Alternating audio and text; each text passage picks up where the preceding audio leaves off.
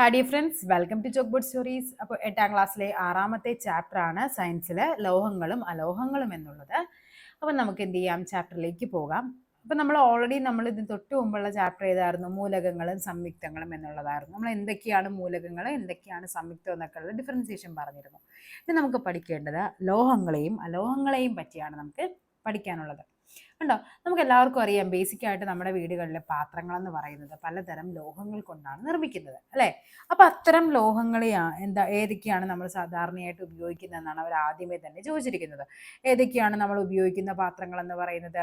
ഈ പറയുന്ന അലൂമിനിയം ഉണ്ട്, അല്ലേ? അലൂമിനിയം ഉണ്ട്, ഇരുമ്പുണ്ട്, അല്ലേ? അയൺ ഉണ്ട്, പിന്നെ എന്താ പറയാ, സ്റ്റീൽ പാത്രങ്ങൾ, അല്ലേ? അപ്പൊ സ്റ്റീലുണ്ട്. പിന്നെ നമുക്ക് എന്ത് പറയാം, ചെമ്പ് പാത്രങ്ങൾ, കോപ്പർ ഉണ്ട്. ഇതെല്ലാം നമ്മൾ നോർമലി നമ്മുടെ വീടുകളിൽ നമ്മൾ ഉപയോഗിക്കുന്നവയാണ്. ഓക്കെ, നമുക്കൊരു പ്രവർത്തനം ചെയ്ത് നോക്കാം. ഒരു പരന്ന പാത്രത്തിൽ വെള്ളം എടുക്കുക. ഒരു സ്റ്റീൽ തവിയും മരത്തവിയും വെള്ളത്തിലിട്ട ശേഷം വെള്ളം തിളപ്പിക്കുക. 2 തവികളും തൊട്ട് നോക്കുക. എന്തായിരിക്കും സംഭവിക്കുന്നത്? നമുക്കറിയാം, നമ്മളെല്ലാവരും ഇപ്പൊ ക്ലാസ് കാണുന്നവരും ഭൂരിഭാഗം പേരും വീട്ടമ്മമാരൊക്കെ ആയിരിക്കും, അല്ലേ? എന്ത് സംഭവിക്കും? സ്വാഭാവികമായിട്ട് നമുക്കറിയാം, സ്റ്റീൽ തവി ഉള്ളത് നല്ല ചൂടായിരിക്കും, നമുക്ക് പിടിക്കാൻ പറ്റില്ല. മരത്തവി ആണെങ്കിൽ എന്താണ്, നമുക്കതിനെ തൊട്ട് എടുക്കാനായിട്ട് പറ്റും. ഏതിനാണ് കൂടുതൽ ചൂട് അനുഭവപ്പെടുന്നതെന്നാണ് ചോദിച്ചിരിക്കുന്നത്. ഏതിനായിരിക്കും ചൂട് കൂടുതൽ വരുന്നത്? സ്റ്റീലിൻ്റെ, അല്ലേ? സ്റ്റീലിനാണ് ചൂട് അനുഭവപ്പെടുന്നത്. കാരണം എന്തായിരിക്കും? ഈ സ്റ്റീൽ എന്ന് പറയുന്നത് it's A good conductor of heat ആണ്. അതായത് താപചാലകമാണ്. അതായത് താപത്തെ കടത്തിവിടുന്ന വസ്തുവാണ് എന്ത്? സ്റ്റീൽ എന്ന് പറയുന്നത്. അതേപോലെ തന്നെ നമ്മളോട് പറയുകയാണ്, ഇടിമിന്നലുള്ള സമയങ്ങളിൽ ഇരുമ്പ് പോലുള്ള വസ്തുക്കൾ കൈകാര്യം ചെയ്യരുത് എന്ന് പറയുന്നത് എന്തുകൊണ്ടായിരിക്കാം ഇടിമിന്നലുള്ള സമയത്ത്? അതായത് ഈ പറയുന്ന മെറ്റൽസ് എന്ന് പറയുന്നത് ഗുഡ് കണ്ടക്ടേഴ്സ് ഓഫ് ഇലക്ട്രിസിറ്റി ആണ്. അതായത് എന്താണ്? വൈദ്യുത ചാലകതയുള്ളവയാണ്. നന്നായിട്ട് അവർ വൈദ്യുതി കടത്തിവിടും. അതുകൊണ്ടാണ് ഈ ഒരു സമയങ്ങളിൽ ഈ ഇടിമിന്നലൊക്കെയുള്ള സമയത്ത് ഇങ്ങനെയുള്ള വസ്തുക്കളൊന്നും ഉപയോഗിക്കാൻ പാടില്ല എന്ന് പറയുന്നത്. ഇനി തന്നിരിക്കുന്ന പട്ടിക നോക്കാനാണ് പറഞ്ഞിരിക്കുന്നത്. എന്തൊക്കെയാണ് ഇവിടെ തന്നിരിക്കുന്നത്? ചുറ്റികയുണ്ട്, അല്ലേ? ആദ്യം തന്നെ തന്നിരിക്കുന്നത് ചുറ്റികയാണ്. ചുറ്റിക എന്ന് പറയുമ്പോൾ അതിൻ്റെ ഏത് സവിശേഷതയാണ് ഇവിടെ ഉപയോഗപ്പെടുത്തുന്നത്? അതിൻ്റെ ഹാർഡ്നെസ് ആണ്, അല്ലേ? ഹാർഡാണ് ഭയങ്കര. ഇനി ഇത് വെള്ളം തിളപ്പിക്കുകയാണ്. അവിടെ നമ്മൾ ഉപയോഗിക്കുന്നത് താപചാലകതയാണ്, തെർമൽ കണ്ടക്ടിവിറ്റി എന്ന് പറയും. ഇവിടെ എന്താണ്? ഇലക്ട്രിസിറ്റി കടത്തിവിടുവാണ്, അല്ലേ? അപ്പൊ അതിനെ എന്ത് പറയും? വൈദ്യുത ചാലകത എന്ന് പറയും, അല്ലെ? വൈദ്യുതി കടത്തിവിടും എന്നൊരു സവിശേഷത ഉള്ളത് കൊണ്ടാണ് നമ്മൾ ഇതിനെ ഇങ്ങനെ യൂസ് ചെയ്യുന്നത്. വൈദ്യുത ചാലകതയാണ്. സ്വർണം എന്താണ് ഇങ്ങനെ ഉപയോഗിക്കാൻ? തിളക്കമാണ്, അല്ലെ? നെക്സ്റ്റ് എന്താണ് പറയുന്നത്? ഇതൊക്കെ നോക്കിക്കേ, സൗണ്ട് ഉണ്ടാക്കുന്നുണ്ട്. അതിനെ പറയുന്ന പേരാണ് എന്ത്? സൊണോറിറ്റി എന്ന് പറയുന്നത്. സൊണോറിറ്റി നമുക്ക് പഠിക്കാം എന്താന്നുള്ളത്. അപ്പൊ ലോഹങ്ങളുടെ മറ്റെന്തെല്ലാം സവിശേഷതകൾ നമുക്കറിയാമെന്നാണ് ചോദിച്ചിരിക്കുന്നത്. എന്തൊക്കെയാണെന്ന് നോക്കിക്കേ. ഇരുമ്പ്, ചെമ്പ്, സ്വർണം, വെള്ളി, അലൂമിനിയം തുടങ്ങിയ ലോഹങ്ങൾ നിത്യജീവിതത്തിൽ നമ്മൾ പലതരത്തിൽ ഉപയോഗിക്കുന്നുണ്ട്. അതെന്തൊക്കെയാണ് നമ്മൾ ഉപയോഗിക്കാനുള്ള റീസൺ? അതിൽ ഫസ്റ്റ് വൺ പറയുന്നതാണ് മാലിയബിലിറ്റി എന്ന് പറയും. എന്താണ്? മാലിയബിലിറ്റി. ഇരുമ്പ് പണിക്കാർ എന്താണ് ചെയ്യുന്നത്? ചുറ്റിക കൊണ്ട് ലോഹ കഷ്ണത്തിൽ അടിക്കുമ്പോൾ എന്ത് മാറ്റം ഉണ്ടാകും? അതിങ്ങനെ അല്ലെ? അത് ഒരു പീസ് ഓഫ് മെറ്റൽ നമ്മൾ നന്നായിട്ട് അടിച്ചു കഴിയുമ്പോഴേക്കും അവിടെ എന്ത് സംഭവിക്കുന്നുണ്ട്? അത് ഫ്ലാറ്റൻ ചെയ്ത് വരും, അല്ലെ? എന്താണ്? നേർപ്പിച്ച് അടിച്ച് പരത്തുക എന്നല്ലേ പറയുന്നത്. ഗുളികകളും ആഹാര സാധനങ്ങളും പോലും പൊതിയുന്നതിന് ഉപയോഗിക്കുന്ന അലൂമിനിയം ഫോയിൽ ലോഹങ്ങളുടെ ഏത് സവിശേഷതയാണ് ഇവിടെ ഉപയോഗിച്ചിരിക്കുന്നത്? ഇവിടെയൊക്കെ എന്താണ്? മാലിയബിലിറ്റി എന്ന് പറയുന്ന ഒരു ഫാക്ടറാണ് ഉപയോഗിക്കുന്നത്. അപ്പൊ എന്താണ് മാലിയബിലിറ്റി എന്ന് ചോദിച്ചാൽ നമുക്ക് എന്ത് പറയാനായിട്ട് പറ്റും? അതായത് ലോഹങ്ങളെ അടിച്ചു പരത്താൻ, അല്ലെ? ലോഹങ്ങളെ പൊതുവെ അടിച്ചു പരത്തി തകിടുകളാക്കാൻ കഴിയും. ഇത് ഈ സവിശേഷതയാണ് മാലിയബിലിറ്റി എന്ന് പറയുന്നത്. എന്താണ്? ലോഹങ്ങളെ അടിച്ചു പരത്താനുള്ള കഴിവിനെയാണ് മാലിയബിലിറ്റി. ഡക്ടിലിറ്റി ഉണ്ട്, ഇനി വലിച്ചു നീട്ടാനുള്ള കഴിവ്. സൊണോറിറ്റി ഉണ്ട്, ശബ്ദമുണ്ടാക്കാനുള്ള കഴിവ്. ലോഹദ്യുതി ഉണ്ട്, തിളക്കവുമായിട്ട് ബന്ധപ്പെട്ട്. അപ്പൊ അതിൽ ഓരോന്നാണ്. അപ്പൊ ആദ്യം തന്നെ നോക്കേണ്ടത് മാലിയബിലിറ്റിയാണ്. മാലിയബിലിറ്റി ഏറ്റവും കൂടിയ ലോഹമാണ് എന്ത്? സ്വർണം എന്ന് പറയുന്നത്. പഠിച്ചു വെച്ചോളണം. മാലിയബിലിറ്റി ഏറ്റവും കൂടിയ ലോഹം ചോദിച്ചാൽ അതേതാണ്? സ്വർണമാണ്. ലോഹങ്ങളുടെ മാലിയബിലിറ്റി പ്രയോജനപ്പെടുന്ന ഉദാഹരണങ്ങളാണ് ചോദിച്ചിരിക്കുന്നത്. എന്തൊക്കെയാണ് ഇവിടെ പറഞ്ഞിരിക്കുന്നത്? കെട്ടിടത്തിന്റെ മേൽക്കൂര നിർമ്മിക്കാൻ ഉപയോഗിക്കുന്ന ലോഹ ഷീറ്റുകൾ. പിന്നെ നമുക്ക് എന്ത് പറയാം? ആഭരണ നിർമ്മാണം, അല്ലെ? ഈ പറയുന്ന ഗോൾഡൊക്കെ നമ്മുടെ കട്ടയായിട്ടിരിക്കുന്ന എന്ത് ചെയ്യുന്നുണ്ട്? അത് ആഭരണ നിർമ്മാണമുണ്ട്. പിന്നെ എന്താണ് നമുക്ക് പറയാൻ വേണ്ടി പറ്റുന്നത്? ഈ പറയുന്ന അലൂമിനിയം ഫോയിൽസ്, തിന്നായിട്ടുള്ള അലൂമിനിയം ഫോയിൽസ് ഉണ്ടാക്കുന്നത്. ഇതെല്ലാം നമ്മളെ അടിച്ച് പരത്തുകയാണ് ചെയ്യുന്നത്. അപ്പൊ എന്താണ് മാലിയബിലിറ്റി, എന്താണ് ഡക്ടിലിറ്റി എന്നുള്ളത് തിരിഞ്ഞു പോകരുത്. അടിച്ചു പരത്താനുള്ള കഴിവിനെ മാലിയബിലിറ്റി എന്ന് പറയും. ഇനി നമുക്ക് പറയാനുള്ളത് ഡക്റ്റിലിറ്റി ആണ്. എന്താ ഡക്റ്റിലിറ്റി എന്ന് നോക്കിക്കേ. ചിത്രത്തിലെ ബൾബിന്റെ ഫിലമെന്റ് ടങ്സ്റ്റണിന്റെ നേർത്ത കമ്പിയാണ്. അപ്പൊ ബൾബിന്റെ ഫിലമെന്റ് നിർമ്മിക്കാൻ ഉപയോഗിക്കുന്ന ടങ്സ്റ്റൺ ആണ്. അതെന്താണ്, നേർത്ത കമ്പിയാക്കുന്നുണ്ട്. അതായത് ഈ പറയുന്ന ലോഹങ്ങളെ നമുക്ക് എന്ത് ചെയ്യാൻ പറ്റും, അടിച്ചു പരത്തുന്നതിനെ മാലിയബിലിറ്റി എന്ന് പറയുമെങ്കിൽ വലിച്ചു നീട്ടി നേർത്ത കമ്പികളാക്കി മാറ്റാൻ പറ്റും. ഈ സവിശേഷതയാണ് ഡക്റ്റിലിറ്റി എന്ന് പറയുന്നത്. ലോഹങ്ങളെ വലിച്ചു നീട്ടാനുള്ള കഴിവിനെയാണ് ഡക്റ്റിലിറ്റി, അടിച്ചു പരത്താനുള്ള കഴിവിനെയാണ് മാലിയബിലിറ്റി. സ്വർണം, ചെമ്പ് മുതലായവ എന്താണ്, ലോഹങ്ങളെ വളരെ നേർത്ത കമ്പികളാക്കി മാറ്റാൻ കഴിയും. ഡക്റ്റിലിറ്റി വളരെ കൂടിയ ലോഹമാണ് എന്താ, സ്വർണവും പ്ലാറ്റിനവും. നമ്മൾ മാലിയബിലിറ്റി പറഞ്ഞപ്പോൾ നമ്മൾ സ്വർണം പറഞ്ഞു, ഡക്റ്റിലിറ്റി വരുമ്പോഴേക്കും എന്തൊക്കെയുണ്ട്, സ്വർണവും ഉണ്ട്, പ്ലാറ്റിനവും ഉണ്ട്. ലോഹങ്ങളുടെ ഡക്റ്റിലിറ്റി പ്രയോജനപ്പെടുന്ന നിരവധി സന്ദർഭങ്ങളുണ്ട്. അവയിൽ ചിലത് ലിസ്റ്റ് ചെയ്യാനാണ് പറഞ്ഞിരിക്കുന്നത്. എന്തൊക്കെയായിരിക്കാം നമ്മൾ ഈ പറയുന്ന ഡക്റ്റിലിറ്റി ഉപയോഗിക്കുന്നത്? ഈ പറയുന്ന ഇലക്ട്രിക്കൽ വയേഴ്സ് ഉണ്ട്. പിന്നെ നമുക്ക് എന്ത് പറയാം, ഈ തന്നിരിക്കുന്ന പോലെ തന്നെ ഫിലമെന്റ് മേക്കിംഗ് അല്ലേ. പിന്നെ നമുക്ക് എന്ത് പറയാം, ജ്വല്ലറി. പിന്നെ എന്ത് പറയാം, വയേഴ്സ്, കൺസ്ട്രക്ഷനൊക്കെ ഉപയോഗിക്കുന്ന വയേഴ്സ് ഉണ്ട്. പിന്നെ എന്താ പറയുക, മ്യൂസിക്കൽ ഇൻസ്ട്രുമെന്റ്സിൻ്റെ ഒക്കെ സ്ട്രിങ്സ് ഇല്ലേ, ഇങ്ങനെ വലിച്ചു നീട്ടിയല്ലേ വെച്ചിരിക്കുന്നത്. അപ്പം ഇതൊക്കെ എന്താണ്, ഡക്റ്റിലിറ്റി യൂസ് ചെയ്യുന്ന കാര്യങ്ങളാണ്. അപ്പം മാലിയബിലിറ്റി പറഞ്ഞു, ഡക്റ്റിലിറ്റി പറഞ്ഞു. നെക്സ്റ്റ് ഈ പറയുന്ന ലോഹങ്ങളുടെ പ്രോപ്പർട്ടിയാണ് എന്ത്, വൈദ്യുത ചാലകത അഥവാ ഇലക്ട്രിക്കൽ കണ്ടക്ടിവിറ്റി എന്ന് പറയുന്നത്. ഇവിടെ ഒരു എക്സ്പെരിമെന്റ് ആണ് പറഞ്ഞിരിക്കുന്നത്. ഇവിടെ ഒരു അമ്മീറ്റർ വെക്കാൻ പറഞ്ഞിട്ടുണ്ട്. ഇവിടെ പി എം ക്യൂവും തന്നിട്ടുണ്ട്, ബാറ്ററി ബൾബൊക്കെ തന്നിട്ടുണ്ട്. ഇവിടെ ഈ പറയുന്ന പി ക്യൂവിന്റെ പ്ലേസിൽ പല പല സാധനങ്ങൾ വെക്കാനാണ് പറഞ്ഞിരിക്കുന്നത്. ഇവിടെ ആദ്യം പറഞ്ഞിരിക്കുന്നത് മടക്കിയെടുത്തൊരു കടലാസ് കഷ്ണം പ്ലേസ് ചെയ്യാൻ പറഞ്ഞിട്ടുണ്ട്. സ്വാഭാവികമായിട്ടും അവിടെ എന്ത് സംഭവിക്കും, ബൾബ് പ്രകാശിക്കുമോ? ഇല്ല. എന്താണ് കാരണം, ഈ പറയുന്നത് വൈദ്യുത ചാലകമല്ല, അതുകൊണ്ടാണ് അത് ഇവിടെ പ്രകാശിക്കില്ല. പ്ലാസ്റ്റിക് സ്കെയിലിന്റെ ഒരു കഷ്ണം, ഇവിടെയും എന്ത് സംഭവിക്കില്ല, ബൾബ് പ്രകാശിക്കില്ല. കാരണം എന്താണ്, അതൊരു വൈദ്യുത ചാലകമല്ല കേട്ടോ, വൈദ്യുത ചാലകമല്ല. റേസർ ബ്ലേഡിന്റെ ഒരു കഷ്ണം, അവിടെ എന്ത് സംഭവിക്കുന്നുണ്ട്, ബൾബ് പ്രകാശിക്കുന്നു. കാരണം എന്താണ്, റേസർ ബ്ലേഡ് എന്ന് പറയുമ്പോൾ അതൊരു വൈദ്യുത ചാലകമാണ്. നേരത്തെ ഇരുമ്പ് കമ്പിയുണ്ട്, ഇരുമ്പ് കമ്പി കൊടുത്താലും എന്ത് സംഭവിക്കും, ബൾബ് പ്രകാശിക്കും അല്ലെ, പ്രകാശിക്കുന്നുണ്ട്. കാരണവും എന്താണ്, വൈദ്യുത ചാലകതയാണ്. അലൂമിനിയം കമ്പി കൊടുത്താലും എന്ത് സംഭവിക്കും, അവിടെ ബൾബ് പ്രകാശിക്കും. ഓക്കെ, പ്രകാശിക്കും. അവിടെയും എന്താണ്, അത് വൈദ്യുത ചാലകമാണ് എന്നുള്ളത് വരും. ഇവയിൽ എന്തെല്ലാം വസ്തുക്കൾ ഉപയോഗിച്ചപ്പോഴാണ് വൈദ്യുത ബൾബ് പ്രകാശിച്ചത്? അപ്പൊ നമുക്ക് മനസ്സിലാകും അല്ലെ, എന്തൊക്കെയായിരുന്നു ഈ പറയുന്ന ലോഹങ്ങളായിട്ട് ബന്ധപ്പെട്ട റേസർ ബ്ലേഡ്, അതേപോലെ അയൺ വയർ, അലൂമിനിയം വയർ ആയിക്കോട്ടെ, കോപ്പർ വയർ ആയിക്കോട്ടെ, ഇതെല്ലാം കണക്ട് ചെയ്താൽ ആ പറയുന്ന ബൾബ് അവിടെ പ്രകാശിക്കുന്നുണ്ട്. അപ്പൊ ലോഹങ്ങളാണോ അലോഹങ്ങളാണോ? ഇരുമ്പെന്ന് പറയുന്നത് നമുക്കറിയാം, അതൊരു ലോഹമാണെന്നറിയാം. അപ്പൊ അവ എന്താണ്, ലോഹങ്ങളാണ്. ലോഹങ്ങൾ വൈദ്യുതി കടത്തിവിടുന്നു. എന്നാൽ എല്ലാ ലോഹങ്ങളും ഒരേപോലെ അല്ല വൈദ്യുതി കടത്തിവിടുന്നത്. നമ്മൾ നേരത്തെ പറഞ്ഞു, ലോഹങ്ങളെ നമുക്ക് അടിച്ചു പരത്താനുള്ള കഴിവുണ്ട്, അതിനെയാണ് നമ്മൾ മാലിബിലിറ്റി എന്ന് പറയുന്നത്. വലിച്ചു നീട്ടാനുള്ള കഴിവുണ്ട്, അതിനെയാണ് നമ്മൾ ഡക്റ്റിലിറ്റി എന്ന് പറയുന്നത്. പക്ഷെ എല്ലാത്തിൻ്റെയും ആ ഒരു വലിച്ചു നീട്ടാനുള്ള കഴിവെന്ന് പറയുന്നത് വ്യത്യസ്തമാണ്. ഓക്കെ, അപ്പൊ അതേപോലെ തന്നെ ഈ പറയുന്ന വൈദ്യുതി കടത്തിവിടാനുള്ള കഴിവും എന്താണ്, വ്യത്യസ്തമാണ്. ഒരു പദാർത്ഥത്തിലൊഴിഞ്ഞ് അതിലൂടെ വൈദ്യുതി കടത്തിവിടാൻ ഉള്ള കഴിവിനെയാണ് നമ്മൾ എന്ത് പറയുന്നത്, വൈദ്യുത ചാലകത എന്ന് പറയുന്നത്. എല്ലാ ലോഹങ്ങളും എന്താണ്, വൈദ്യുത ചാലകങ്ങളാണ്. അപ്പൊ എല്ലാ ലോഹങ്ങൾ എടുത്താലും അവിടെ എന്ത് ചെയ്യുന്നുണ്ട്, അതവിടെ ഇലക്ട്രിസിറ്റി കടത്തിവിടുന്നുണ്ട്, വൈദ്യുതിയെ കടത്തിവിടുന്നുണ്ട്. ലോഹങ്ങളിൽ ഏറ്റവും മികച്ച വൈദ്യുത ചാലകം ഏതാണ്, വെള്ളിയാണ്. വെള്ളിക്കാണ് ഏറ്റവും കൂടുതലായിട്ട് വൈദ്യുതിയെ കടത്തിവിടാനായിട്ട് പറ്റുന്നത്. പിന്നെന്താണ്, ചെമ്പ്, പിന്നെ സ്വർണം, അലൂമിനിയം എന്നിവയാണ് അതിന്റെ ക്രമം എന്ന് പറയുന്നത്. ഏറ്റവും കൂടുതൽ വെള്ളിക്കാണ്, പിന്നെ ചെമ്പാണ്, പിന്നെ സ്വർണമാണ്, പിന്നെ അലൂമിനിയമാണ്. ഓക്കെ, ഇനി അവർ ചോദിച്ചിരിക്കുകയാണ്, നമ്മുടെ വീടുകൾ, ഇപ്പൊ ഈ ഓർഡർ ഒന്ന് പഠിക്കണേ, വെള്ളി, ചെമ്പ്, സ്വർണം, അലൂമിനിയമാണ്. നമ്മുടെ വീടുകളിലൊക്കെ നമ്മൾ ഉപയോഗിക്കുന്നത് നോർമലി നമ്മൾ ചെമ്പാണ്. ഓക്കെ, പൊതുവിതരണത്തിനായി ഉപയോഗിക്കുന്ന വൈദ്യുത ലൈൻ നിർമ്മിക്കാൻ ഉപയോഗിക്കുന്ന ലോഹം ഏതാണ്? പൊതുവിതരണം, നമുക്കറിയാം ഈ സാധനത്തിലൊക്കെ അവിടെ എന്താണ്, അത് അലൂമിനിയമാണ്. എന്തുകൊണ്ടായിരിക്കാം, നമ്മൾ പറഞ്ഞു അല്ലെ, ഇവിടെ വെള്ളിക്കാണ് ഏറ്റവും കൂടുതൽ വൈദ്യുതി കടത്തിവിടാനുള്ള കപ്പാസിറ്റി ഉള്ളതെന്ന് പറഞ്ഞു. പക്ഷെ നമ്മൾ ഇവിടെ എന്ത് ഉപയോഗിക്കുന്നു, അലൂമിനിയം ഉപയോഗിക്കുന്നു. എന്തായിരിക്കും റീസൺ എന്ന് പറയുന്നത്? അലൂമിനിയം എന്ന് പറയുമ്പോൾ, വെള്ളി എന്ന് പറയുമ്പോൾ എന്താണ്, അവിടെ കാശ് കൂടുതലുണ്ട് അല്ലെ. അപ്പൊ അവിടെ എന്താണ്, ഹൈ കോസ്റ്റ് ആണ്, അതേപോലെ തന്നെ ലോ അവൈലബിലിറ്റി ആണ്. ഈ രണ്ട് കാരണങ്ങൾ കൊണ്ടാണ് നമ്മൾ എന്ത് ചെയ്യുന്നത്, അവിടെ ഈ പറയുന്ന വെള്ളി ഉപയോഗിക്കാതെ അവിടെ അലൂമിനിയം നമ്മൾ നോർമലി ഉപയോഗിക്കുന്നത്. ഇനി പറയുന്നത് അപ്പോൾ വൈദ്യുതചാലകത പറഞ്ഞു. ഇനി അടുത്ത് പറയുന്നത് എന്താണ്? തെർമൽ കണ്ടക്ടിവിറ്റി അഥവാ താപചാലകതയാണ്. സാധാരണയായി പാചകപാത്രങ്ങൾ നിർമ്മിക്കാൻ ലോഹങ്ങൾ ഉപയോഗിക്കുന്നു. ലോഹങ്ങളുടെ ഏതെല്ലാം സവിശേഷതകളാണ് ചോദിച്ചിരിക്കുന്നത്? അതായത് ലോഹങ്ങൾക്ക് താപം കടത്തിവിടാനായിട്ട് പറ്റും. താപം കടത്തിവിടാനുള്ള കഴിവിനെയാണ് താപചാലകത എന്ന് പറയുന്നത്. ഇത് ലോഹങ്ങളുടെ സവിശേഷതയാണ്.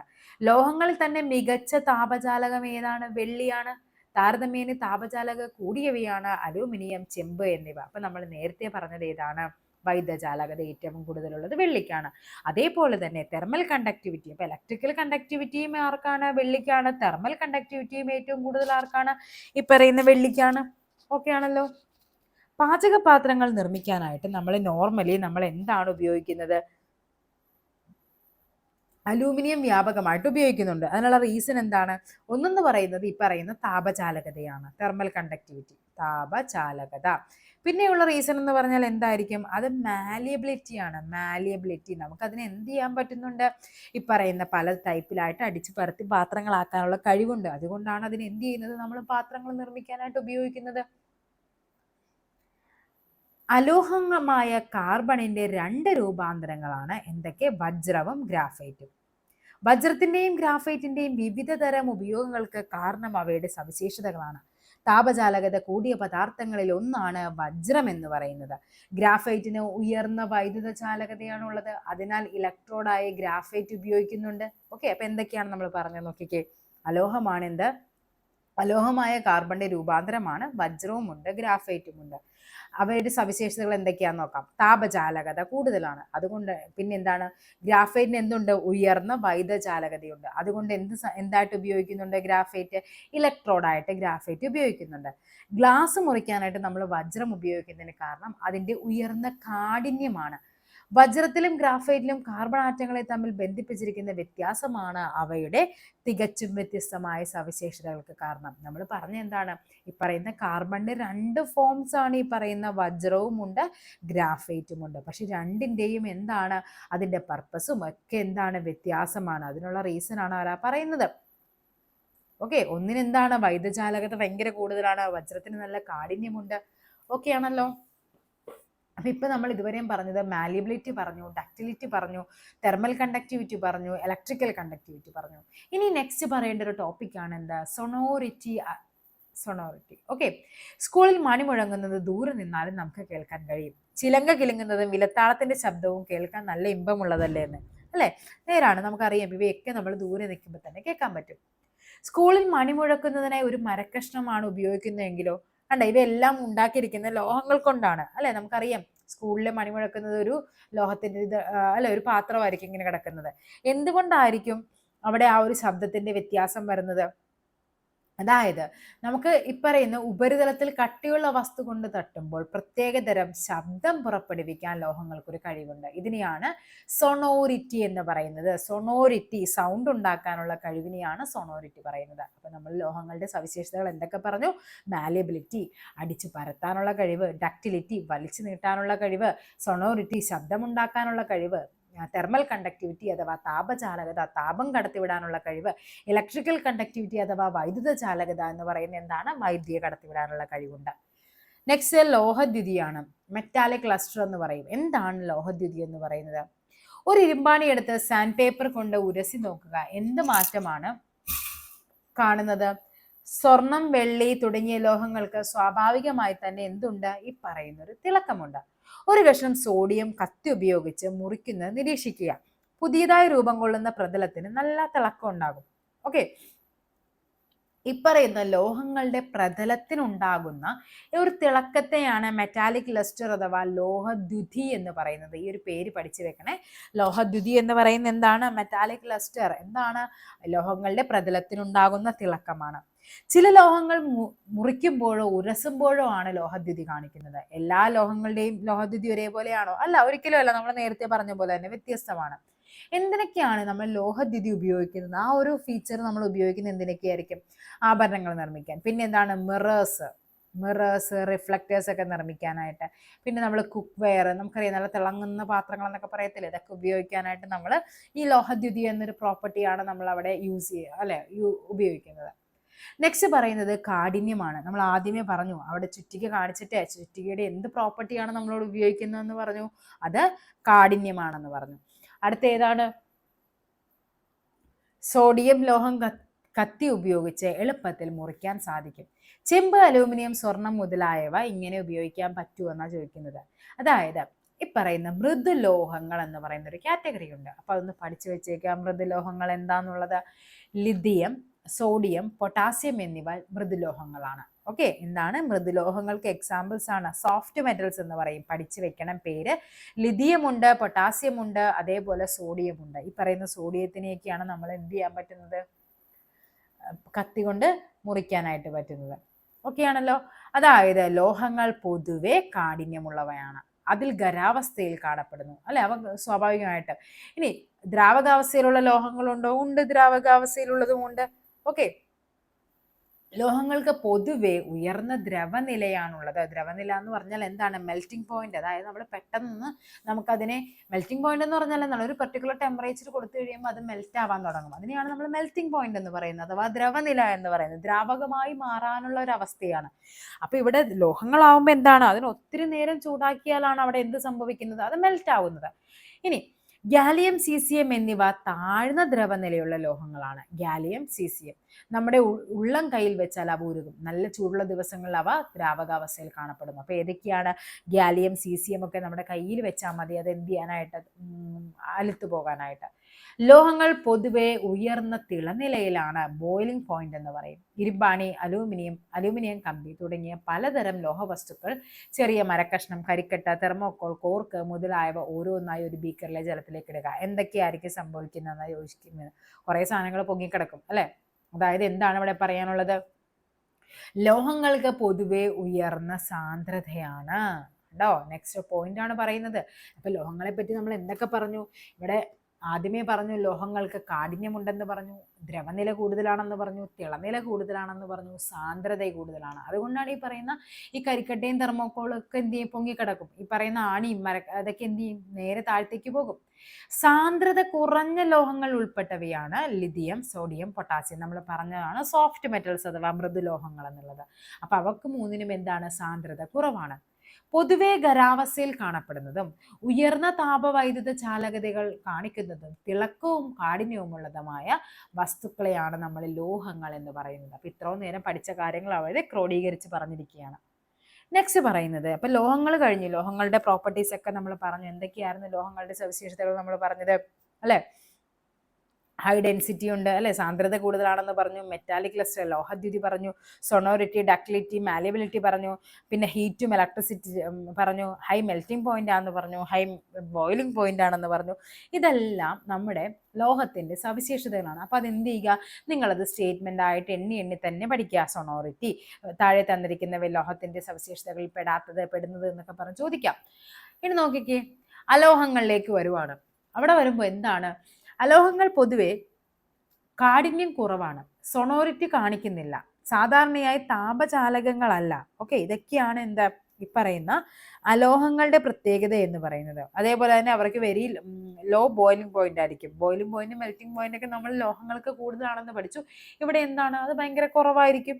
ഓക്കെ, സയൻസ് ഡിഗ്രിയിൽ അലോഹങ്ങളുടെ ലിസ്റ്റ് എഴുതുക. ഖരാവസ്ഥയിലും ദ്രാവകാവസ്ഥയിലും ഉള്ളത്. അപ്പൊ നമുക്ക് ഖരാവസ്ഥയിൽ പറയുമ്പോൾ നമുക്ക് boron, carbon, silicon, germanium, phosphorus, arsenic, sulphur ഒക്കെ ഖരാവസ്ഥയിൽ വരുന്നതാണ്. ലിക്വിഡ് സ്റ്റേറ്റിൽ വരുന്ന ഒരു അലോഹമാണ് എന്താ? ബ്രോമിൻ എന്ന് പറയുന്നത്. ബ്രോമിൻ. ഓക്കെ, ഗ്യാസ് ആണെങ്കിലോ, ഗ്യാസ് എന്ന് പറയുമ്പോൾ hydrogen, nitrogen, oxygen, fluorine, chlorine, iodine, astatine, ആ സംഭവങ്ങളൊക്കെ വരും. ഓക്കെ, ക്രിപ്റ്റോൺ, റെഡോൺ, സെനോൺ, ആർഗൺ, അതെല്ലാം അലോഹങ്ങളുടെ കാറ്റഗറിയിൽ വരും. ഇനി പറയുന്നത് നമ്മുടെ ലോഹങ്ങളും അന്തരീക്ഷ വായുവും തമ്മിലുള്ള പ്രവർത്തനമാണ്. കത്തി ഉപയോഗിച്ച് സോഡിയം മുറിച്ചപ്പോൾ രൂപം കൊണ്ട പ്രതലം അല്പനേരം വായുവിൽ തുറന്നു വെച്ച ശേഷം ഇത് നിരീക്ഷിക്കൂ. ലോഹദ്യുതി നഷ്ടപ്പെടാൻ കാരണം എന്തായിരിക്കും? അപ്പോൾ നമ്മൾ ഓൾറെഡി പറഞ്ഞു, സോഡിയം എന്ന് പറയുന്ന ഒരു സോഫ്റ്റ് മെറ്റലാണ്. സോഡിയം, ലിഥിയം, പൊട്ടാസ്യം ഒക്കെ. അത് നമുക്ക് കത്തി കൊണ്ട് സോഡിയം നമ്മളിങ്ങനെ മുറിച്ച് കഴിയുമ്പോഴേക്കും ഈ ഒരു പോർഷൻ നല്ല തിളക്കമായിരിക്കും. പക്ഷെ കുറച്ച് കഴിയുമ്പോഴേക്കും അവിടെ എന്താണ്? അതിൻ്റെ കളർ അങ്ങ് മാറും. എന്തായിരിക്കും അവിടുത്തെ റീസൺ എന്ന് പറയുന്നത്? അത് നമ്മുടെ എയറുമായിട്ട് കോണ്ടാക്ട് ചെയ്യുമ്പോഴേക്കും അവിടെ ഒരു റിയാക്ഷൻ നടക്കും. ഓക്കെ, അതുകൊണ്ടാണ് എന്ത് സംഭവിക്കുന്നത്? അതിൻ്റെ ആ ഒരു തിളക്കം അഥവാ ലോഹദ്യുതി അഥവാ മെറ്റാലിക് ലസ്റ്റർ അവിടെ നഷ്ടപ്പെടുന്നത്. അലൂമിനിയം കൊണ്ടുണ്ടാക്കിയ പഴയ വസ്തുക്കളുടെ ഉപരിതലം മങ്ങിയിരിക്കുന്നതായിട്ട് ശ്രദ്ധിച്ചില്ലേ? സെയിം തന്നെയാണ് അവിടെയും. അത് നമുക്ക് നന്നായിട്ട് സാൻഡ് പേപ്പറൊക്കെ കൊണ്ട് അരച്ചു കഴിഞ്ഞാൽ നല്ല തിളങ്ങി വരും. പക്ഷേ പഴയ വസ്തുക്കളാണെങ്കിൽ കുറേ നാൾ പുറത്തിരിക്കുന്ന കഴിയുമ്പോൾ അതങ്ങ് മങ്ങും. ഇതുപോലെ ചെമ്പ്, മഗ്നീഷ്യം തുടങ്ങിയ മിക്ക ലോഹങ്ങളും എന്ത് സംഭവിക്കുന്നുണ്ട്? ഈ പറയുന്ന നമ്മുടെ അന്തരീക്ഷവുമായിട്ട് പ്രവർത്തിക്കുന്നുണ്ട്. നെക്സ്റ്റ് ഒരു പരീക്ഷണം പറഞ്ഞിരിക്കുകയാണ്. മഗ്നീഷ്യം റിബൺ കത്തിച്ചു നോക്കാനാണ് പറയുന്നത്. മഗ്നീഷ്യം വായുവിലെ ഓക്സിജനുമായി ചേർന്ന മഗ്നീഷ്യം ഓക്സൈഡ് എന്ന സംയുക്തം. മഗ്നീഷ്യവും ഓക്സിജനും കൂടി ചേർന്നിട്ട് മഗ്നീഷ്യം ഓക്സൈഡ് ഉണ്ടാവും. 2Mg+O2 2MgO ആണ്. ഈ പ്രവർത്തനത്തിലുണ്ടായ മഗ്നീഷ്യം ഓക്സൈഡ് ഒരു ബീക്കറിലെ ജലത്തിൽ ലയിപ്പിക്കൂ. അതിലേക്ക് ചുവന്ന ലിറ്റ്മസ് മുക്കിയാൽ എന്ത് സംഭവിക്കും? ചുവന്ന ലിറ്റ്മസ് മുക്കിക്കഴിയുമ്പോൾ അവിടെ അത് എന്താണ് സംഭവിക്കുന്നത്? അത് ബ്ലൂ കളറായിട്ട് മാറും. ഓക്കെ, ചുവന്ന ലിറ്റ്മസ് മുക്കുമ്പോൾ അത് എന്തായിട്ട് മാറും? ബ്ലൂ ആയിട്ട് മാറും. കാരണം എന്തായിരിക്കും? അതായത് ഈ പറയുന്ന മഗ്നീഷ്യം ഓക്സൈഡ് എന്ന് പറയുന്നത് മഗ്നീഷ്യം ഈ ഒരു സൊല്യൂഷനിലേക്ക് എന്ത് ചെയ്യുന്നുണ്ട്?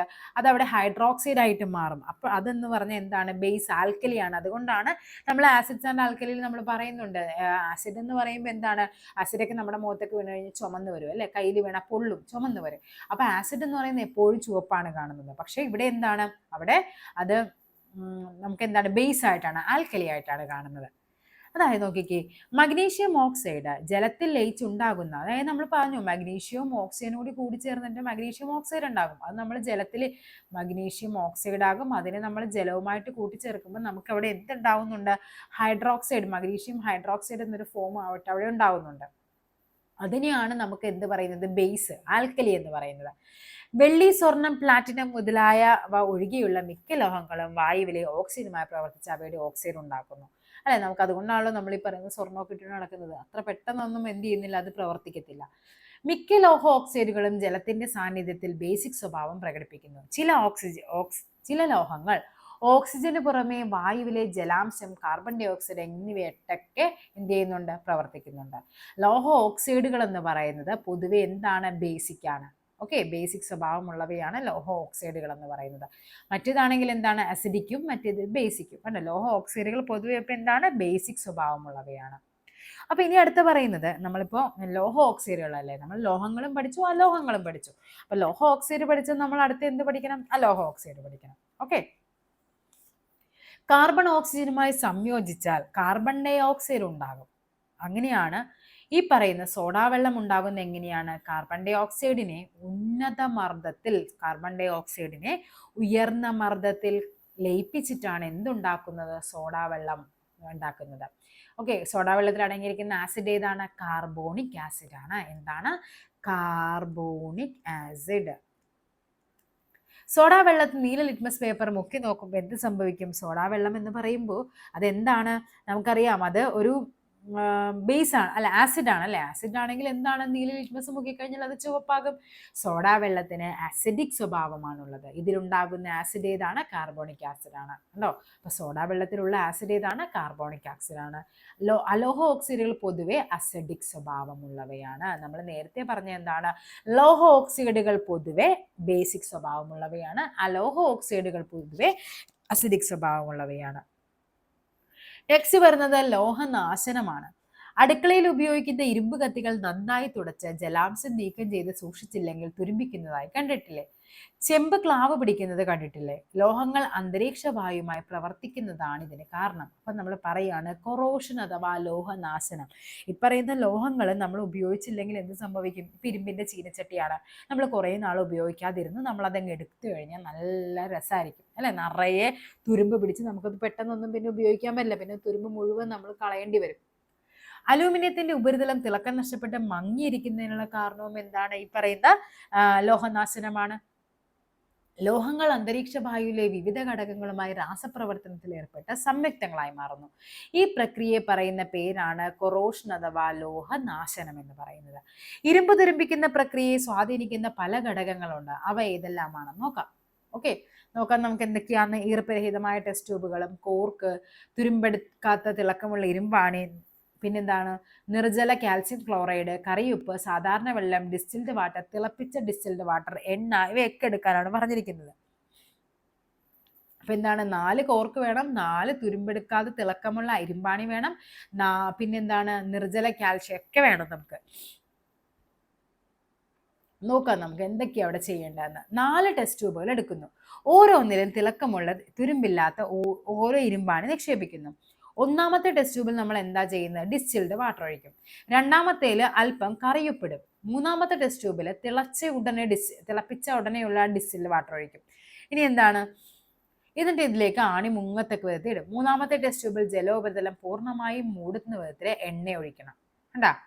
ഇതിലേക്ക് പിന്നെ എന്താ പറയുന്നത്? നാലാമത്തെ ടെസ്റ്റ് ട്യൂബിൽ നിർജ്ജല കാൽഷ്യം ക്ലോറൈഡോ നീറ്റുകക്കയോ എടുക്കുക. 4 ടെസ്റ്റ് ട്യൂബുകളും പെട്ടെന്ന് കോർക്കൊണ്ട് അടക്കണം. അവിടെ എന്ത് സംഭവിക്കുമെന്നാണ് നമുക്ക് അറിയേണ്ടത്. ഏതാനും ദിവസങ്ങൾക്ക് ശേഷം 4 ടെസ്റ്റ് ട്യൂബുകളിലെയും ഇരുമ്പാണികൾ നിരീക്ഷിക്കുക. ഏതെല്ലാം ടെസ്റ്റ് ട്യൂബുകളിലായിരിക്കും ഇരുമ്പാണി തുരുമ്പിച്ചിരിക്കുന്നത്? അത് 1ഉം 2ഉം ആയിരിക്കും. ഓക്കെ, 1ഉം 2ലെയും ഇരുമ്പാണികൾ എന്ത് ചെയ്തിട്ടുണ്ടാകും? തുരുമ്പിച്ചിട്ടുണ്ടാകും. അതായത് ഒന്നാമത്തെ ടെസ്റ്റ് ട്യൂബിൽ എന്തുണ്ടായിരുന്നു? വായുവിന്റെയും ഈർപ്പത്തിന്റെയും സാന്നിധ്യം ഉണ്ടായിരുന്നു. രണ്ടാമത്തെ ടെസ്റ്റ് ട്യൂബിൽ കറിയുപ്പാണ്. അതും എന്ത് ചെയ്യുന്നുണ്ട്? നമ്മുടെ തുരുമ്പിക്കലിനെ അത് അവിടെ നല്ല രീതിക്ക് അവിടെ എന്ത് ചെയ്യുന്നുണ്ട്? സ്വാധീനിക്കുന്നുണ്ട്. ഓക്കെ, ഇനി നെക്സ്റ്റ് പറയുന്നത് മൂന്നാമത്തെയും നാലാമത്തെയും ടെസ്റ്റ് ട്യൂബുകളിലെ ആണികൾക്ക് മറ്റൊന്നുകൊണ്ടും എന്തുണ്ടാവുന്നില്ല? മാറ്റം ഉണ്ടാവാത്ത റീസൺ എന്താണ്? അതായത് നമ്മുടെ രണ്ടാമത്തേൽ പറയുന്നത് അല്ല, മൂന്നാമത്തേൽ എന്തായിരുന്നു? തിളപ്പിച്ച ഉടനെയുള്ള ഡിസ്റ്റിൽഡ് വാട്ടർ ആണ് അല്ലെ. അതേപോലെ തന്നെ അവിടെ എന്ത് ചെയ്യുന്നുണ്ട്? തിളപ്പിച്ച ഉടനെ എന്ന് പറയുമ്പോൾ അതിലെ എയർ നമ്മൾ അത്യാവശ്യം എല്ലാം കളയുന്നുണ്ട്, അവിടുത്തെ ഓക്സിജൻ ആ ഒരു പ്രസൻസ് ഒക്കെ. പിന്നെ അവിടെ നമ്മൾ എണ്ണ ഒഴിച്ച് അവിടെ ബ്ലോക്ക് ചെയ്യണം, അതിൻ്റെ അകത്തേക്ക് എയർ വേറെ ഒന്നും വരാതിരിക്കാനായിട്ട്. അപ്പൊ എന്താ? അത് അവിടെ നല്ല സെറ്റ് ആയിട്ടിരിക്കും. അതുകൊണ്ട് തന്നെ അവിടെ എന്ത് സംഭവിക്കുന്നില്ല? അതവിടെ തുരുമ്പിക്കുന്നില്ല.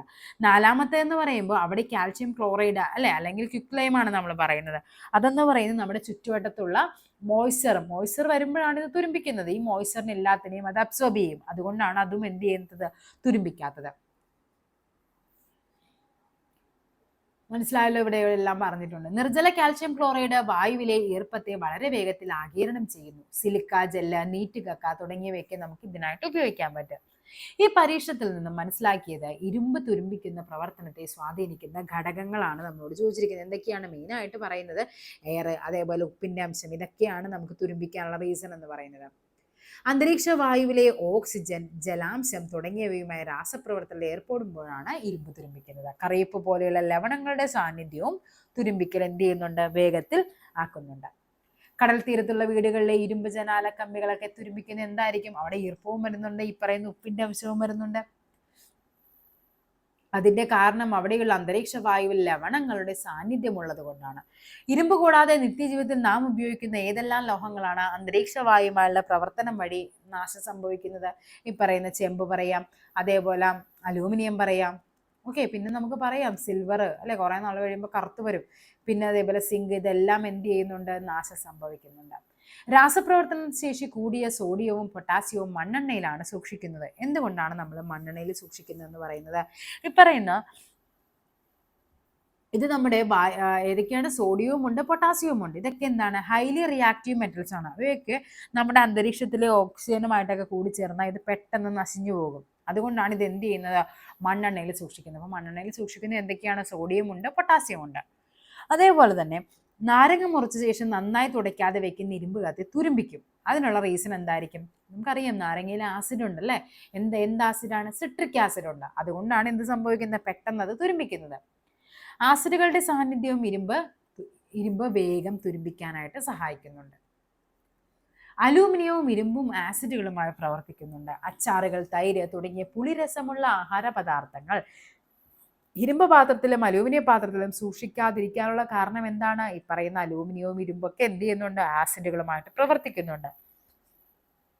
എല്ലാ ലോഹങ്ങൾക്കും ഇത്തരത്തിൽ നാശം സംഭവിക്കാറുണ്ടോ എന്നാ ചോദിക്കുന്നത് അല്ലെ.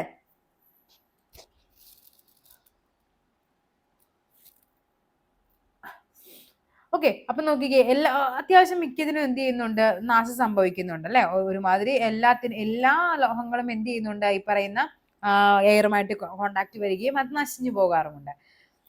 പിന്നെന്താണ് പറയുന്നത്? പിന്നെ അതിന്റെ ആ ഒരു നശിക്കുന്ന ഒരു ആ ഒരു പീരീഡ് ഓഫ് ടൈം ഇല്ല, അതിന് മാത്രമായിരിക്കും വ്യത്യാസം ഉണ്ടാകുന്നത്. സ്വർണ്ണാഭരണങ്ങൾ വായുവിൽ തുറന്നു വെച്ച് കഴിഞ്ഞാൽ എന്ത് സംഭവിക്കും? പ്രത്യേകിച്ച് എന്തെങ്കിലും സംഭവിക്കാനുണ്ടോ? ഇല്ല, നമ്മളെല്ലാവരും സ്വർണ്ണാഭരണങ്ങൾ തുറന്നു വെച്ച് തന്നെയാണ് നമ്മൾ എന്ത് ചെയ്യുന്നത്? ഇടുന്നത് അല്ലെ. അവിടെ പ്രത്യേകിച്ചൊന്നും സംഭവിക്കാനില്ല.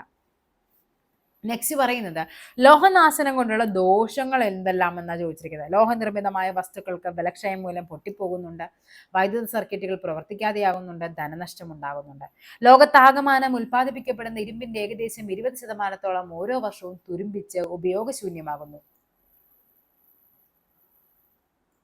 ഓക്കെ, അപ്പൊ അടുത്ത് എന്താ പറയുന്നത്, അത്യാവശ്യം എല്ലാ ലോഹങ്ങളും ഇരുമ്പുകളും എന്ത് ചെയ്യുന്നുണ്ട്, തുരുമ്പിക്കുന്നുണ്ട്. ഇരുമ്പ് കൊണ്ടുണ്ടാക്കിയ ജനാലക്കമ്പികൾ പെയിന്റ് അടിക്കുന്നതും ഇരുമ്പ് കത്തികൾ എണ്ണ പുരട്ടി വെക്കുന്നതും കണ്ടിട്ടില്ലേ. ഇരുമ്പ് തുരുമ്പിക്കാനാണ് ഇതൊക്കെ ചെയ്യുന്നത്. അപ്പൊ നമുക്ക് ഇരുമ്പ് തുരുമ്പിക്കാനായിട്ട് നമുക്ക് എന്തൊക്കെ ചെയ്യാനായിട്ട് പറ്റും? ഈ പറയുന്ന പെയിന്റ് അടിച്ച് വെക്കാം, അല്ലെ പറയാം, ഗ്രീസിങ് ചെയ്യാം, പിന്നെ ഗാൽവനൈസേഷൻ എന്ന് പറയും. ഇതൊക്കെയാണ് എന്ത് ചെയ്യുന്നത്. അതേപോലെ തന്നെ നോൺ മെറ്റാലിക് കോട്ടിങ് കൊടുക്കാനായിട്ട് പറ്റും. ഇതൊക്കെയാണ് നമ്മൾ നോർമലായിട്ട് ഈ പറയുന്ന ഇരുമ്പ് അങ്ങനത്തെ സാധനങ്ങൾ, ലോഹങ്ങൾ നശിക്കാതിരിക്കാനായിട്ട് നമുക്ക് ചെയ്യാനായിട്ട് പറ്റുന്നത്. നെക്സ്റ്റ് നോക്കാം. അലൂമിനിയം പാത്രങ്ങൾക്കും ഇരുമ്പ് പാത്രങ്ങൾക്കും പകരം സ്റ്റെയിൻലെസ് സ്റ്റീലാണ് നാം കൂടുതലായിട്ട് ഉപയോഗിക്കുന്നത്, അല്ലെ? കാരണം എന്താണ്? ഇരുമ്പിന്റെ ഒരു ലോഹസങ്കരമാണ് എന്തെന്ന് പറയുന്നത്, സ്റ്റെയിൻലെസ് സ്റ്റീൽ എന്ന് പറയുന്നത്. ലോഹങ്ങളെ മറ്റു ലോഹങ്ങളുമായോ അലോഹങ്ങളുമായോ കൂട്ടിച്ചേർത്താണ് ലോഹസങ്കരങ്ങൾ അഥവാ അലോയ്സ് ആക്കി മാറ്റുന്നത്. ഇതിലൂടെ അഭിലഷണീയമായ സവിശേഷതകളുള്ള പദാർത്ഥങ്ങൾ ലഭിക്കുന്നതിനോടൊപ്പം ലോഹനാശനത്തെ അത് തടയാൻ പറ്റും. അതുകൊണ്ടാണ് നമ്മൾ അലൂമിനിയം പാത്രം ഇരുമ്പ് പാത്രങ്ങൾക്ക് പകരം സ്റ്റെയിൻലെസ് സ്റ്റീൽ ഉപയോഗിക്കുന്നത്. പെട്ടെന്ന് നശിയില്ല. വളരെ ചെറിയ അളവിൽ കാർബൺ, ഫോസ്ഫറസ് തുടങ്ങിയ അലോഹങ്ങളും ലോഹസങ്കരങ്ങളിൽ ചേർക്കാറുണ്ട്. അതിന് ഉദാഹരണമാണ് സ്റ്റെയിൻലെസ് സ്റ്റീലും പിച്ചള അഥവാ ബ്രാസ് അഥവാ വെള്ളോട്, ബ്രോൺസ് എന്ന് പറയും.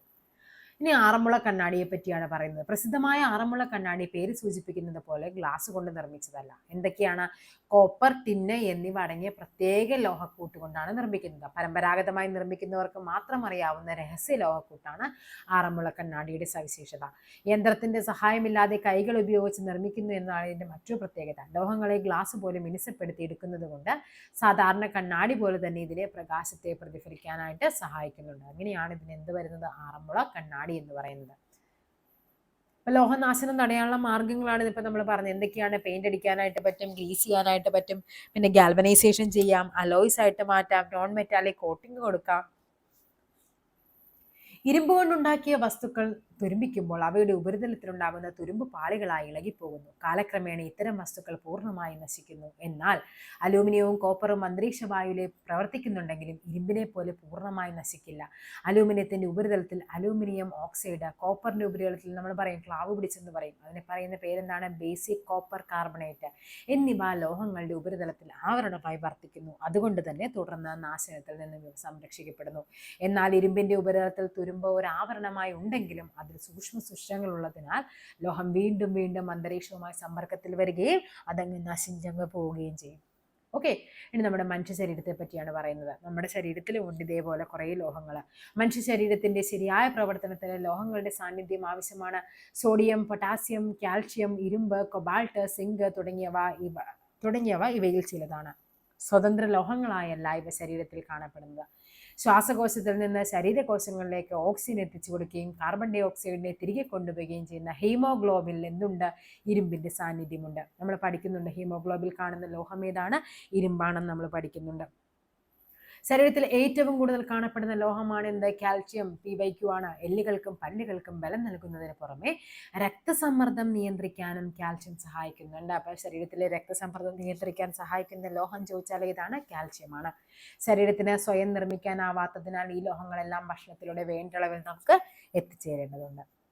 ഓക്കെ, ഇനി നോക്കിക്കേ, വെള്ളിക്ക് എന്തുണ്ടെന്നാണ് നമ്മൾ പറഞ്ഞത്? നമ്മൾ പറഞ്ഞു ഹൈ ഇലക്ട്രിക്കൽ കണ്ടക്ടിവിറ്റി, അല്ലെ? ഉയർന്ന വൈദ്യുത ചാലകതയുണ്ട്. വെള്ളി എങ്ങനെയാണ് പറയുന്നത്? വെള്ളി എന്ന് പറയുമ്പോൾ അത് Ag ആണ്. അർജന്റം. പ്ലാറ്റിനത്തിന് എന്ത് പറഞ്ഞു നമ്മൾ? ഹൈ ഡക്റ്റിലിറ്റി ആണെന്ന് പറഞ്ഞു, അല്ലെ? അതേപോലെ തന്നെ അതായത് വലിച്ചു നീട്ടാനുള്ള കഴിവുണ്ട്. പ്ലാറ്റിനം ഏതാണ്? Pt ആണ്. സ്വർണം ഏറ്റവും ഉയർന്ന മാലിബിലിറ്റി ഉള്ളതാണ്. ഏതാണ്? Au. ഓറമാണ്. ഓറം. ചില ലോഹങ്ങളുടെ പേരുകൾ ബോക്സിൽ നൽകിയിരിക്കുന്നു. അന്തരീക്ഷ വായുവിലെ ഘടകങ്ങളുമായി പ്രവർത്തിച്ച് ഉപരിതലത്തിൽ ക്ലാവ് ഉണ്ടാകുന്നു. ക്ലാവ് പിടിക്കുന്ന എന്തിനാണ്? ചെമ്പിനാണ്. ഏറ്റവും കൂടുതൽ താപചാലകതയുണ്ട്. താപത്തെ കടത്തിവിടാൻ പറ്റുന്നത് മാർക്കാണ്? വെള്ളിക്കാണ്. വെള്ളി. കൈവെള്ളയിൽ വെച്ചാൽ ഉരുകുന്ന ലോഹമാണ് എന്ത്? ഗാലിയം. സാധാരണ താപനിലയിൽ ദ്രാവകാവസ്ഥയിൽ കാണപ്പെടുന്നതാണ് എന്ത്? മെർക്കുറി. എല്ലുകളിലും പല്ലുകളിലും കാണപ്പെടുന്ന ലോഹത്തിന്റെ സാന്നിധ്യമാണ് എന്ത്? കാൽഷ്യം. ഓക്കെ ആണല്ലോ. ഇനി അവയുടെ ഉപയോഗവുമാണ് വേണ്ടത്. ഇതിന് പറയണമെന്നില്ലല്ലോ. ചെമ്പ് നമുക്കറിയാം എന്തായിട്ട് പാത്രങ്ങളൊക്കെ നിർമ്മിക്കാനായിട്ട് ഉപയോഗിക്കുന്നുണ്ട്. കാര്യം അതിന് എന്താണ് പിന്നെ അതേപോലെ തന്നെ ഇലക്ട്രിക്കൽ ഉപകരണങ്ങളുടെ വയേഴ്സിനൊക്കെ ഉപയോഗിക്കുന്നുണ്ട്. അതിന് ഇലക്ട്രിക്കൽ കണ്ടക്ടിവിറ്റി ഉണ്ട്. സ്വർണ്ണമാണെങ്കിൽ നമുക്കറിയാം ശരിക്കും ആഭരണങ്ങളൊക്കെ നിർമ്മിക്കാനാണ് സ്വർണം കൂടുതലായിട്ട് ഉപയോഗിക്കുന്നത്. കാരണം എന്താണ്? ഡക്റ്റിലിറ്റി, അടിച്ചു പരത്താനുള്ള കഴിവുണ്ട്. മാലിബിലിറ്റി ഉണ്ട്. പിന്നെ നമുക്ക് അലൂമിനിയം പറയാനാണെങ്കിൽ എന്ത് പറയാം? പാത്രങ്ങൾ നിർമ്മിക്കാൻ. കാരണം എന്താണ്? അത് തെർമൽ കണ്ടക്ടിവിറ്റി, താപചാലകതയുണ്ട്. പിന്നെ എന്ത് പറയാം? നമുക്ക് ഈ പറയുന്ന വൈദ്യുതിയെ കടത്തിവിടുന്നു. കാരണം എന്താണ്? വൈദ്യുതചാലകതയുണ്ട്. ഇരുമ്പെന്ന് പറയുമ്പോഴും നമുക്ക് അതിൻ്റെ ഹാർഡ്നെസ് ആണ് ഏറ്റവും ഇമ്പോർട്ടൻ്റ് ആയിട്ട് വരുന്നത്. അല്ല, എക്യുപ്മെന്റ്സ് ഒക്കെ നിർമ്മിക്കാൻ ഉപയോഗിക്കുന്നുണ്ട്.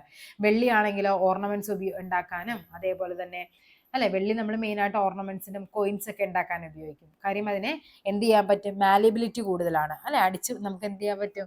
അടിച്ച് പരത്താനായിട്ട് പറ്റും. പിന്നെ മെറ്റാലിക് ലസ്റ്റർ, നല്ല തിളക്കമുണ്ട് വെള്ളിക്ക്. ഇതൊക്കെ കൊണ്ടാണ് വെള്ളി കൊണ്ട് ആഭരണങ്ങളൊക്കെ നമ്മൾ നിർമ്മിക്കുന്നത്. ഒരു ബീക്കറിൽ എ എന്ന മൂലകത്തിന്റെ ഓക്സൈഡ് ജലത്തിൽ ലയിപ്പിച്ച ലായനിയും മറ്റൊരു ബീക്കറിൽ ബി എന്ന മൂലകത്തിന്റെ ഓക്സൈഡ് ലയിപ്പിച്ച ലായനിയും എടുത്തിരിക്കുന്നു. ഇവയിൽ അസിഡിക് സ്വഭാവമുള്ള ലായനിയും ബേസിക് സ്വഭാവമുള്ള ലായനിയും എങ്ങനെ തിരിച്ചറിയാമെന്ന് ചോദിക്കുന്നത്. അസിഡിക് സ്വഭാവം എന്ന് പറയുമ്പോൾ എന്തായിരിക്കും നമുക്കറിയാം? ബ്ലൂ ലിറ്റ്മസ് ഇട്ട് നോക്കുക. ബ്ലൂ ലിറ്റ്മസ് ഉണ്ടെങ്കിൽ എന്ത് സംഭവിക്കും? അത് റെഡായിട്ട് മാറിയാൽ അത് എന്താണ്? ആസിഡിക് ആണെന്നറിയാം. ബ്ലൂ ആയിട്ട് തന്നെ നിൽക്കുവാണെങ്കിൽ അത് നമുക്കറിയാം ആൽക്കലി ആണെന്ന് പറയാം. റെഡ് ലിറ്റ്മസ് ബ്ലൂ ആയിട്ടാണ് കാണിക്കുന്നതെങ്കിൽ നമുക്ക് അതിന് എന്ത് പറയാം? അത് ബേസിക് ആണെന്ന് പറയാം. ഈ മൂലകങ്ങളിൽ ലോഹമാകാൻ ഏറ്റവും കൂടുതൽ സാധ്യതയുള്ളത് ഏതാണെന്ന് നമ്മൾ പറഞ്ഞതാണ് അല്ലേ. ലോഹങ്ങൾക്ക് എപ്പോഴും എന്താണ്? ബേസിക് നേച്ചർ ആണെന്ന് നമ്മൾ പറഞ്ഞിട്ടുണ്ടായിരുന്നു. അപ്പൊ എന്തായിരിക്കും അത്? മെറ്റൽ ഓക്സൈഡ്സുകൾക്കൊക്കെ ബേസിക് നേച്ചർ ആണ്. നോൺ മെറ്റൽ ഓക്സൈഡ്സ്, അലോഹ സംയുക്തങ്ങൾക്കൊക്കെ എന്താണ്? അലോഹ ഓക്സൈഡുകൾക്ക് എന്താണ്? അസിഡിക് നേച്ചറും ലോഹ ഓക്സൈഡുകൾക്ക് ബേസിക് നേച്ചർ ആണെന്ന് നമ്മൾ പറഞ്ഞിരുന്നു. അപ്പോൾ ഇവിടെ ഏതായിരിക്കും നമ്മുടെ ഇതല്ലേ വരുന്നത്? അപ്പൊ റെഡ് ബ്ലൂ ആക്കുന്നതാണ് എന്താ പറയുന്ന ലോഹമാകാനുള്ള ചാൻസ് കൂടുതലുള്ളതെന്ന് പറയുന്നത്. ഓക്കെ, അപ്പൊ ഇത്രയുമാണ് നമ്മുടെ ഈ ചാപ്റ്റർ എന്ന് പറയുന്നത്. ഇനി നമുക്ക് നെക്സ്റ്റ് ചാപ്റ്റർ ആയിട്ട് നമുക്ക് വീണ്ടും കാണാം. താങ്ക്